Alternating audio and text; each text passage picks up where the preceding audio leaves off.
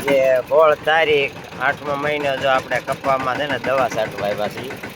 જો આ કેરબો 200 લીટરનો કેરબો ચડાવ્યો છે ને આજની તારીખમાં દવાનો કાર્યક્રમ ગોઠવ્યો છે.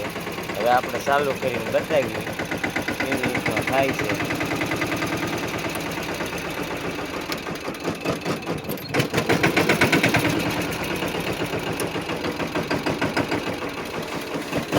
આ રીતના ફુવારા થાય છે.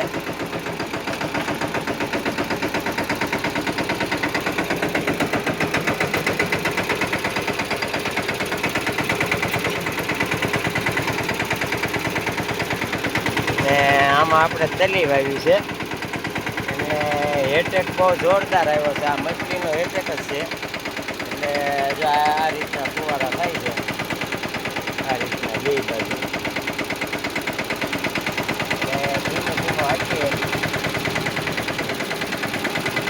આ છોડવા જો નાના છે એટલે ધીમું આપવું પડે છે. આને મછલી બહુ લાગી આને મછલી લાગી પણ એ ધોવાડા થાય છે ને લાગી જ જાય છે. લાગી જાય છે આને લાગી જ જાય છે. ધીમે ધીમું આપવું છે.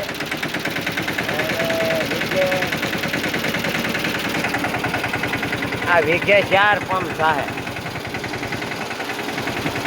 વીઘે 4 પંપ છાંટવાના છે એટલે એ હિસાબથી દવા જવા દીધી છે તો જ લાગવું પડે.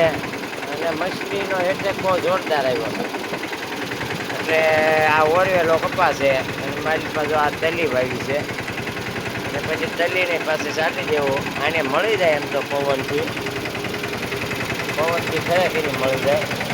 ધોવાડો જ થઈ જાય છે.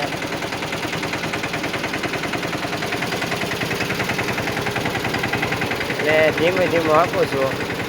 7 વીઘામાં 250 લીટર પાણી જાય એટલે એ હિસાબથી દવા આપણે છાંટીએ છીએ. ધીમે ધીમું આપીએ છીએ. છોડવો આખો પલાળી દઈએ છીએ કારણ કે હેટેક બહુ જબરો છે.